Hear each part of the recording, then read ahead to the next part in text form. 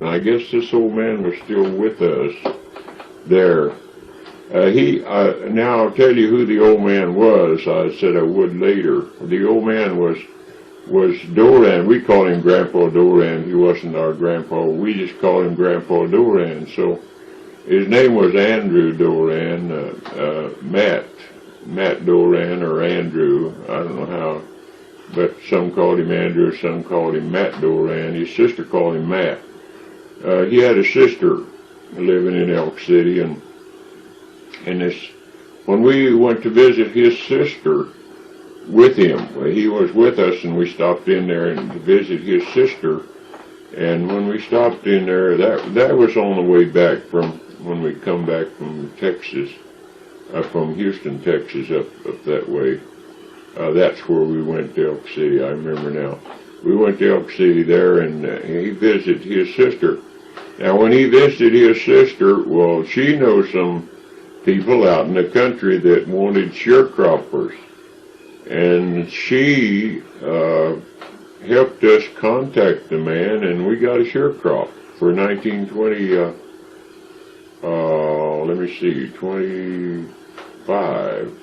It was in 24, 25, then 25, I think it was. I know our first crop was in 26, but this wasn't the same year. This was in the fall, so it was 25, I guess. We got back up there. Time we got back to Elk City, anyway, it was 25, 1925, and we got this deal with this Frank Moore, and he had a house and put us in his house, and we were going to sharecrop for him. Well, we sharecropped for him for quite a while, and anyway, while we sharecropped for him in 26, we went make a crop that year, and I don't remember how many acres. We had several acres, though, over 100 acres of land that we farmed, and it was just about all in cotton. We had a little bit of feed, but we didn't get half the feed for some reason. I don't know what the deal was, but anyhow, I know we had to do the cotton, and he wasn't too up on farming. He was a sickly guy anyway, and he wasn't out taking care of things very good. And he had a brother that was doing a lot of helping him, but his brother was almost blind, and he couldn't do too good. His mother was real old, and just the three of them lived together there in the house, and it was hard to get any cooperation and get things done right. So he didn't have a lot of feed, and when the summer he didn't have the feed to feed all the horses that we needed. Actually, we needed at least 2 teams of going, and he had plenty of horses, but he just didn't have the feed for them, and so he had plenty of pasture and all that. He had the horses running over there in the pasture where we lived, and he had these 2 mules called Bird and Red. One of them was red and the other was white, and we worked those mules, and when it come cultivating time, I don't know, for some reason, I was always seemed like the main guy around the place, and my stepdad was a hard worker and good worker, but he wasn't much of a technician, and even when it come to changing a plow on a cultivator, or taking a wrench and undoing a bolt or tightening it back up, he was always skinning his fist, and he was always getting mad, and he's always throwing a wrench away, and I had to go get it, had to hunt for it, and bring the wrench back, and all those things like that. And when he found out I could do something, then I always got to do it. But he was a good worker. He's always worked and whatever like that. But anyway, I know that when it come to the cultivating time, I was doing the cultivating, and I guess he was with the girls doing the hoeing most of it, and I was cultivating them, because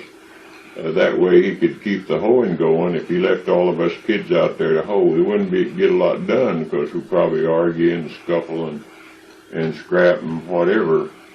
But there was always something like that going on. Nothing serious, but it wouldn't be much work going on probably unless somebody was there to oversee it. So he put me on the cultivator, and I'd do the cultivating. And this guy decided one of his other workers needed one of those mules, and he took one of the mules away from us and just left us one.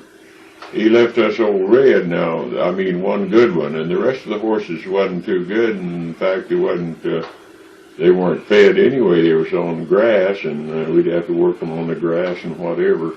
So when we come to the cultivating, what we did actually, they would harness up a horse for me, and they'd bring me down another horse. Now, I'd work Red all day. I'd work Red from sun up till sundown, but I'd feed her. I'd feed her good. Now, the old man, he says, feed him a quart at noon. Feed him, she was on the grass at night, and he says, feed him a quart of food at noon and turn him out when you get through with him. Well, I didn't like that very much, or none of us did, I guess, but anyway, somehow or another, I out-talked my stepfather, and we'd feed this mule about a gallon of grain. We'd feed her about a gallon of grain or a gallon and a half of grain a day.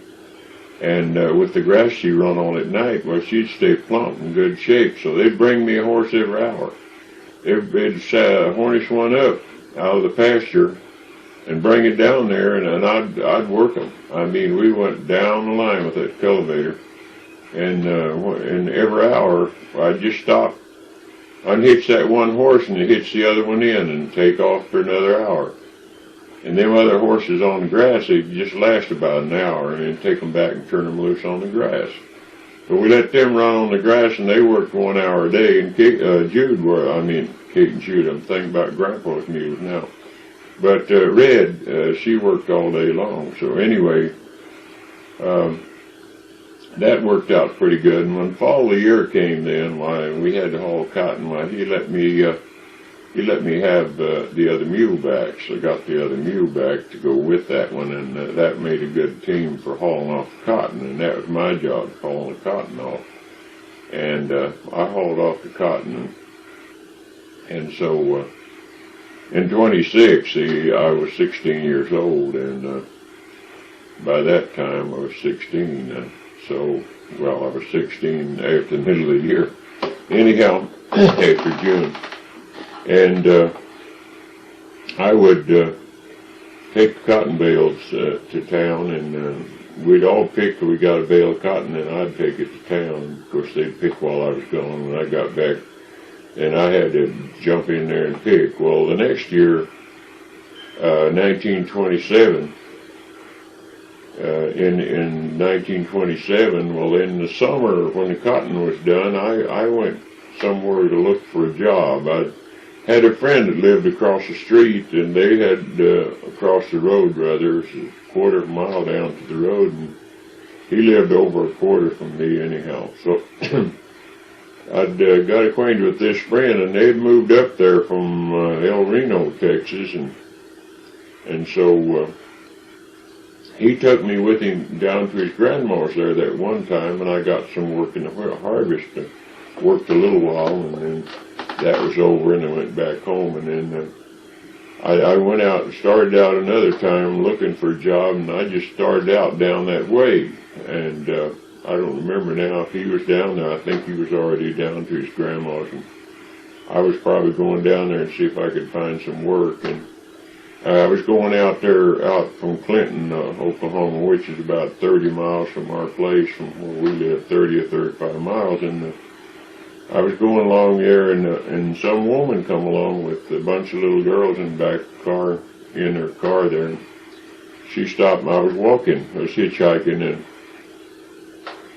she wanted to know if I was looking for a job, and I told her, well, I was thinking about going down there to El Reno to harvest and see if I could get a job down there. And she said, well, how'd you like to go work for my husband? I said, I'm pretty sure he'd hire you because he needs somebody.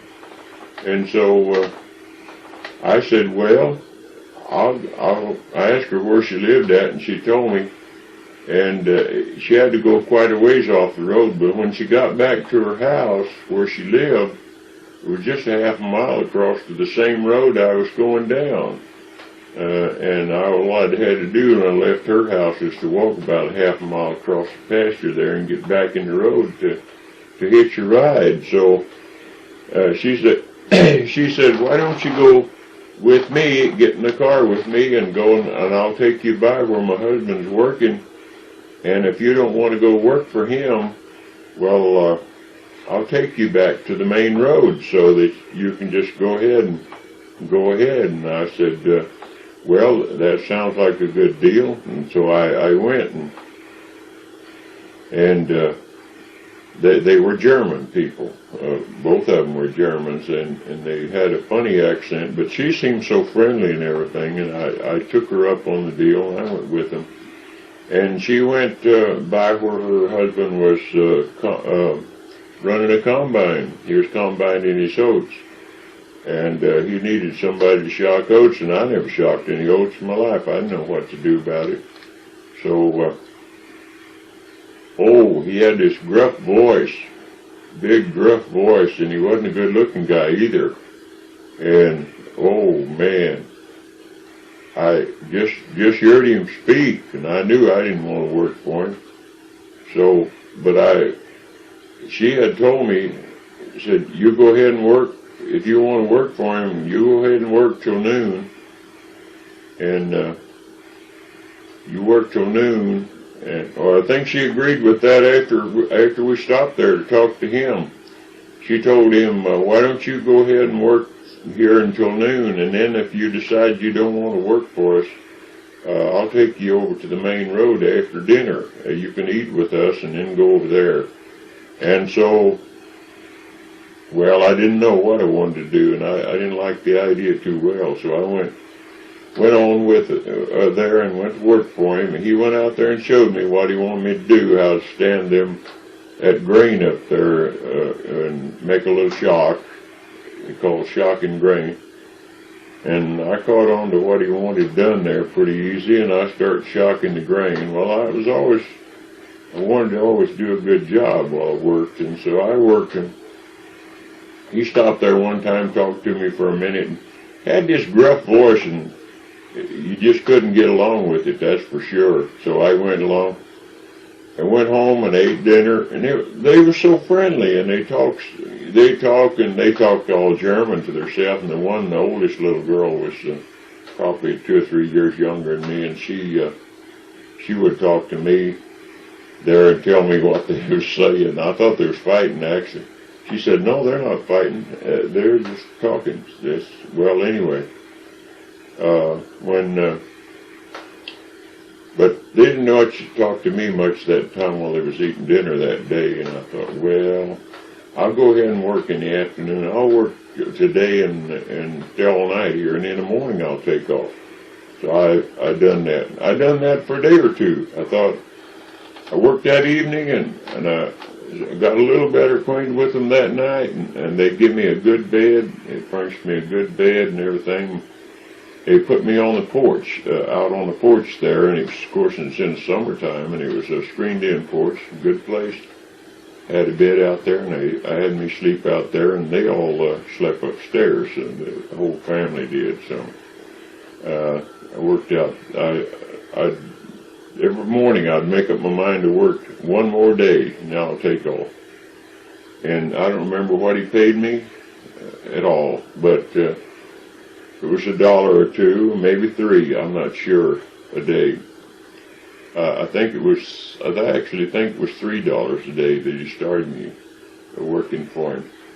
And you know, the more I worked for him, the more I wanted to work for him, and I worked that season, and I went back the next season. There was, in 1926, is the first time I went down there. I was thinking it was 27, but 26 was that summer when he laid the crops by. That's when I went down there. I must have went with that other boy and then come back home and then went again. That's what I did, because I know that I went 2 summers and worked for them, and I definitely know what happened the second summer.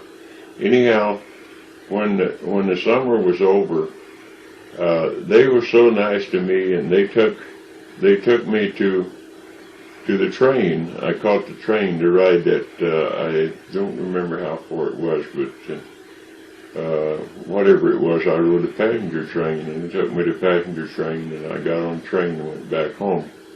And seems like it was 30 or 40 miles though, anyhow. But when they took me to the train station, the whole family, the girls and the mother and him, and like I said, he was so gruff, but he wasn't mean. He wasn't that kind of a guy. He just had that kind of a voice. And so he was always good to me. The only thing, when I first went to work for him, after I decided to stay first, when I first decided to stay, then he asked me if I could milk cows. And I don't remember what I told him, but I didn't have to milk cows because I wasn't intending to milk any cows. I could milk. I know I could milk. I don't remember if I lied to him. I don't remember if I just told him I didn't want to milk cows. But anyway, I didn't milk any cows. And when I first went to work there, the wife had asked me every day what. I couldn't tell what they was saying, but when they'd tell the little girls to speak good English, one of the little girls to speak real good English, and she, because they always talk German. He could talk English to me, the old man and the woman both could talk English, but they never talked English to each other. And so the woman she was trying to find out what I wanted, and I find out from the little girl what she was trying to find out there. For some reason. Well, she talks some English, yeah, that's right. Anyhow, she asked me one day, what do you eat? Said, I can't find anything you eat. And she was a good cook and had lots of food on the table. And once in a while she had fried potatoes, and they never had no milk on the table. They had 7 good cows, and they milked all the time. And I don't think they even sold the milk or anything. And I told her, well, at that time, fried potatoes and milk and bread is all it took to keep me. I just love milk and bread. And so, and new potatoes and whatever. They had fresh potatoes, brand new potatoes. And so she found that out. And whenever she found that out, boy, she had a big old dish of fried potatoes beside my plate every day. They didn't eat them fried like that, but I had fried potatoes, and she set a half-a-gallon pitcher of ice-cold milk, almost ice-cold milk by my plate, right in front of my plate, and it was all for me. They didn't touch no milk at all. And I had that, and we just got along fine. Well, I went back second year, and second year I had a problem, got a strain in my back or something. I was hauling wheat for him, and I don't know what I did, but I strained my back, and at first, the first year, I helped him a lot on the combine, and I did on the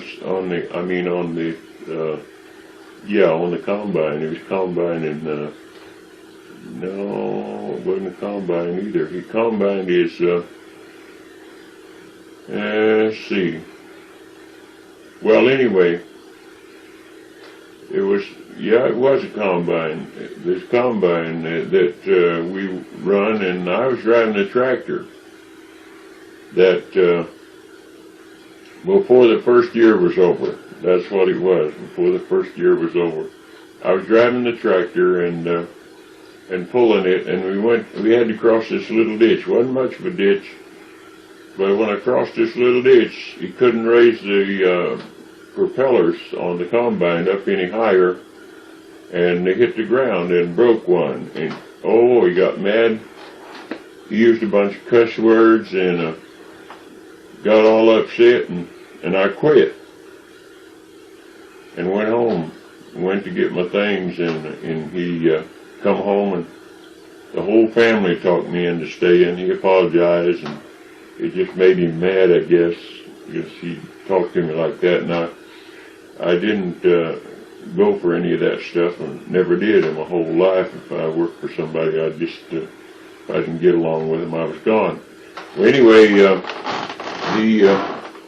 they talked me into staying, and I stayed the whole time. Well, the next year I had trouble with my back, and I don't know what happened, but I had strained it or something, and I had to go to the chiropractor a few times and get my back throwed back in place or something. And then he put me to driving the truck, and I had to go about every day or every other day and get my back set back in place, and it kept slipping out. And he went. I worked that fall and till the harvest was over. And when the harvest was over, I went back home. And when I got back home, the very first day, that hour, I guess, that I got back home, I was so tired and worn out that I'd been working real hard and everything. And when I got up that next morning, why, my stepdad, he was always mischievous. He always liked to aggravate somebody, and I don't know why, but that's the way he was. He was like that. And in his younger days, now he wasn't so bad after he got older, but he didn't like to be teased, that's for sure. But he'd like to get a feather. I remember back when we used to have to go to the storm cellar when I was a little kid, and in the storm cellar, a lot of times he'd get a feather out of the pillows. If he could get a loose feather out of the pillow, he'd wipe that feather under your nose and make you feel like something crawling, and you'd be knocking at it. Well, I was trying to take a nap that day. In the daytime, I was going to take a little nap and kind of rest up a little bit, because I'd been working the harvest, and I sent my money home. I didn't spend it, and so I didn't. That's the way I was brought up. That's what I always taught my boys too when I brought them up there. But anyway, he kept on aggravating me, and he just made me so mad. I just couldn't stand it any longer, and I just got up and walked off. I went to town, and when I got to town, I just decided to go to Grandpa's house, and I just stayed around the railroad track up there until the train came by that evening, and I caught a freight, and I rode the freight up, and I got to Amarillo. Well, out of Amarillo, it's not so easy. There in Elk City, it was just flat land, and the train didn't run very fast and whatever.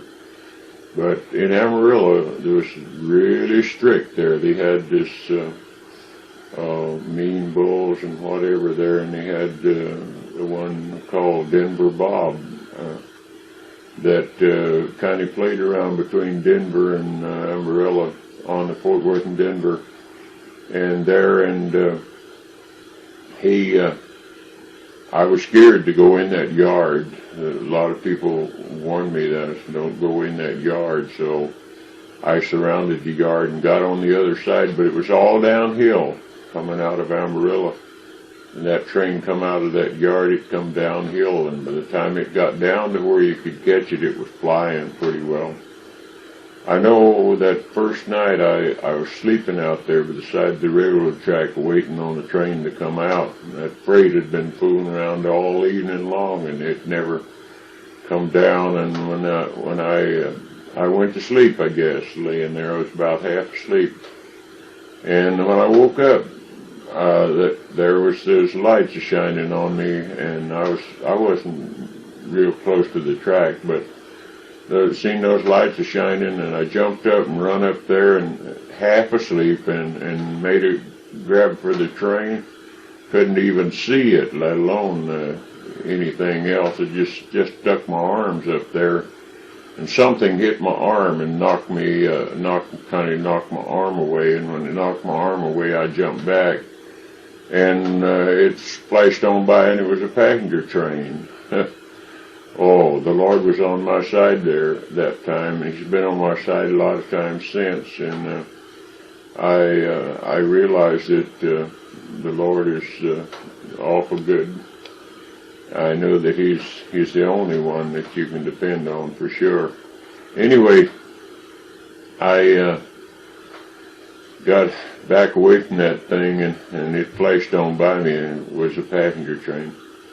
And when we went, I stayed around there. Then the next day sometime a train come down through there, and it wasn't going too awful fast, and I managed to grab it, and I grabbed it and got on, and I guess I was about, about 4 or 5 cars before the end of it. And at the end of it, Denver Bob was in the caboose. That was Denver Bob in the caboose, and I didn't know about that. But I climbed up on that. I had to get up on top of the boxcar. I seen this guy with the white shirt sitting up in the top of that caboose. And I managed to get off of there and get down into a lower car. Got into some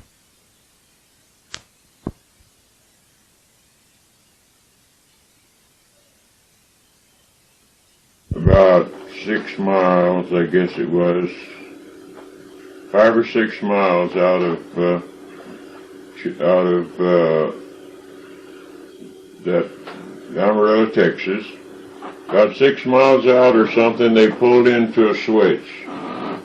Don't remember now, but I think they stopped for another train to go by, for a passenger train. Anyhow, as soon as they stopped, I jumped off of that train and started to run for the bushes. There were some bushes out there a little ways. Just happened to be, there weren't bushes too much around there, but there happens to be some bushes. I made a run for those bushes, and I wasn't over 20 feet from the train when this guy yelled at me, and stop or I'll blow your head off, and he had this big old pistol pointed right at me, and he made me come to him, and I come to him. He had come down the other side of the train and was looking at me right through the train, through the deal there. Come up and got up close there, and he talked, and he told me, said, I ought to kill you. And I knew already, they already told me that he'd killed several people, several men, hobos and people riding the train, and that he was really mean and he could get by with killing you. So, I was scared to death. I didn't know what to do. So, he told me, said, the highway's right out there, and said, you better get on it. Said, I ought to kill you, but I'm going to let you go this time. And I was talking from a life, and he told me, said, you hit that highway out there, and don't you look back. Said, if I ever catch you on this train, I'll kill you. And so I went in that highway, and I walked. Nobody picked me up. I walked up there about a half a mile, I guess, and there's some people. I'd left home in my shirt sleeves because it was real hot, and out there, boy, that day it would start drizzling rain, and it was cold, and I was just in my shirt sleeves, and I was in a terrible deal right then, and I went by that house there, and I don't remember now why I stopped. I think a woman was outside in there, and I was talking to her or something. I was always friendly with everybody I seen, and I'd talk to them. I guess I got talking to that woman out there. She was out close to the road there doing something, and it was just starting to drizzle rain or something, and she got to talking to me, and I think she just decided that I had been riding the train or something, and she thought maybe that I might be cold, that I was freezing. I guess I was shaking probably. I was scared, still scared that I was shaking. And I was telling her what happened to me too, I guess. And so she just kind of took me under her wing there for a few minutes, and I went in the house and took me in the house, and the family was all there, and her husband talked to me, and they gave me a coat. They had a coat there that said nobody used, and it was a big old kind of a heavy like coat, and she said it'd be nice for me to wear, and she gave it to me, and I put that on, and her husband told me, he said, now, Said, if you go down there, there's a culvert right out from his house, and we're still right close to the railroad track. And there was a culvert there, and he said, if you go out there and get under that culvert, and you stay there, said, now, Denver Bob, he won't come out anymore if that's him. Said, I'm sure it's him. He said, he won't come out anymore until he gets to Denver. Or until he gets, no, it wasn't Denver, he said, anyway. He said he won't come out anymore until he gets to the next town, anyway. And he said, when you get to the next town, you get off of there. But he said, if you get under that culvert until that train, wait till the engine passes, and said, and you don't, it was a long freight, and he said, when 2 or 3 cars comes by, and he won't be going very fast, he said, they see it all the time. He said he won't be going very fast, and said when he starts up, said when he whistles, he told me how many times he would whistle, and that would be the last time. And he said that guy won't even be looking then anyway. He said, and I think the road was a little bit crooked there, so they couldn't, the side I was on anyhow, they couldn't see me from the caboose if I got up there. So the third car, I believe it was a coal car, and it was empty. I guess it was going that way to get a load of coal, but it was a coal car anyway. And it was empty, and I grabbed to the front of it and got a hold of it, and it wasn't going too fast, and I got up there, and everything was fine. I got up on the center where it hooks up there, and of course, you know, they're about 5 feet high, those are, and I just raised up and started to climb over in there. When I looked over in there was a guy in that coal car, and he was catching the ride, and he was wearing a white shirt. Why he was wearing a white shirt, I don't know, but he was wearing a white shirt, and he and I raised up in front of each other, and I scared the tar out of him, he scared it out of me, so we both had whatever you want to call it there. It was terrible. I almost fainted, and it's a good thing I held on there and didn't jump or nothing. I just froze what I did. Just froze there. Both of us just froze there, and our heads wasn't over 6 or 8 inches or maybe 10 inches apart, and we stand there looking at each other. And so he was on the inside of that car, and I was on the outside. And and then I realized it wasn't Denver Bob, and he realized that I was just catching the train. So he told me, come on in, and I crawled over in there, I tell you. I had company till I got to town, I don't remember now, I don't think that train stopped until it got to Trinidad, Colorado. In Trinidad, it played around a long time before it, and I don't even know if we went on the same train, but maybe I didn't get the same one, but I got out on a train anyway, and I got out on a flat car. The thing that I grabbed was a flat car when I left out of Trinidad going on to Denver. My grandfather lived in Denver, and that's where I was going to go, to Denver, and so I got on that, grabbed that flat car and got on it, and when I got on it, there was a Mexican boy on it too, and so I got on there, and this brakie, there was a brakie up there. He was on top of the train coming back there, and he had his billy club in his hand, and he yelled at me to get off of that train.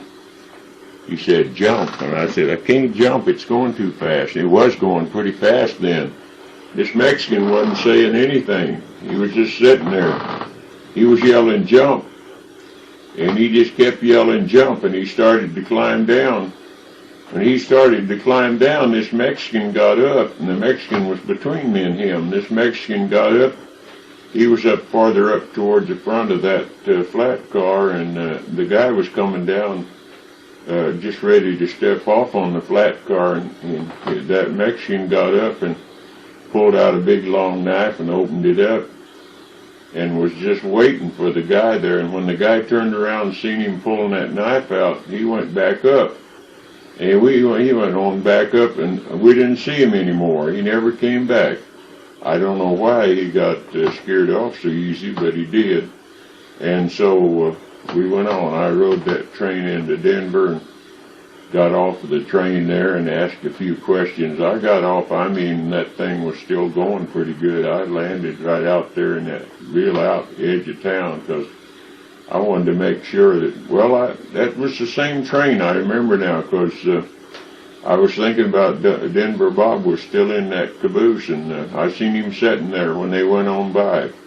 But he was going too fast for him to do anything to me, so I took off and got to a main street there and asked a question or two, and the guy told me, he said, well, if you've got any money, he said, go right over there and catch a streetcar, and he said, you give them, I think he said 15 cents, and they'll give you a ticket, and you get on that streetcar, and he said, and you ride that down to the terminal in Denver, and then there you tell him you want to transfer, and you tell him to tell you, ask him to tell you which car to catch to go to your grandfather's, and I did, and he told me which one to catch. So then I got to my grandfather's, and I gave them a big surprise, and I don't know what happened there. They didn't know I was coming. My mom didn't know where I was at, and so I guess they let my mom know that I was up there right away, and I stayed stayed there with them, and you know, I went. One of my uncles, the youngest one of Mom's brothers, was working for a transfer company there, and the transfer company was his father-in-law that owned the transfer company, and so they got me on there to helping him, and I helped him for a while, and we done a little of everything there. I know one time, first time I ever rode an elevator, we had to go do some things, and we had to, the people there lived in way up in bigger, higher stories and whatever, and we had a piano to delivery, and we was going to deliver this piano to the party, and I think we had to go 2 or 3 stories high, but it was a 14-story building, and then they had fast elevators. They didn't have the slow elevators like they have now that goes from one story to the other. The elevators were built fast, and they're not fast like that anymore, I don't reckon.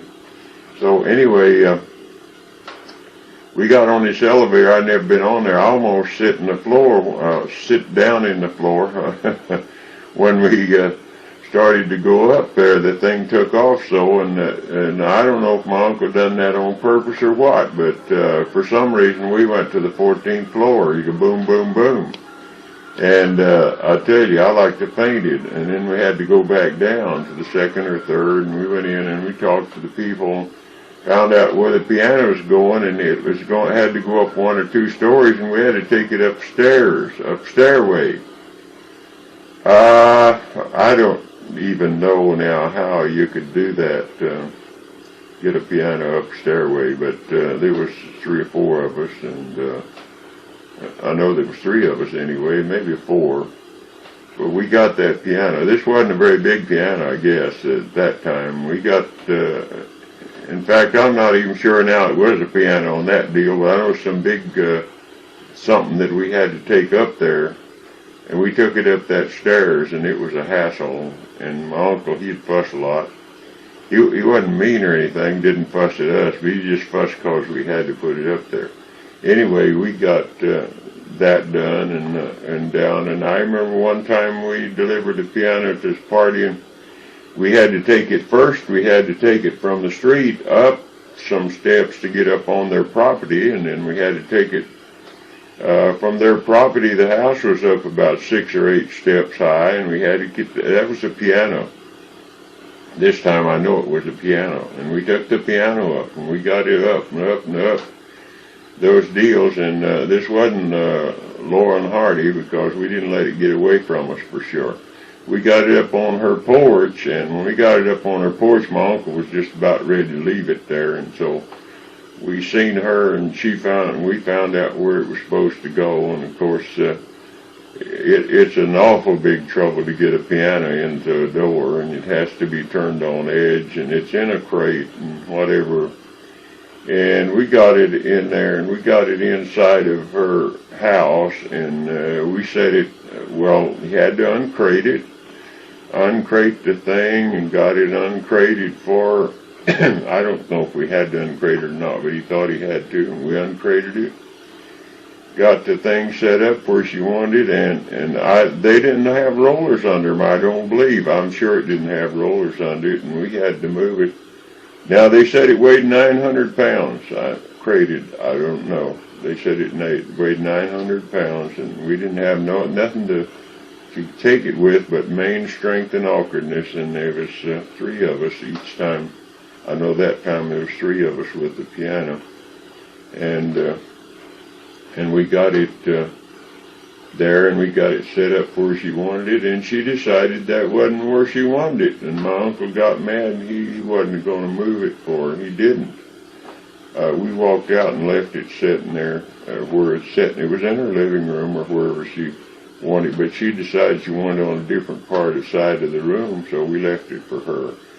We got by with it. Anyway, we done a little bit of going like that, and I remember one time they sent me out in this big truck. It was a Gottfriedson.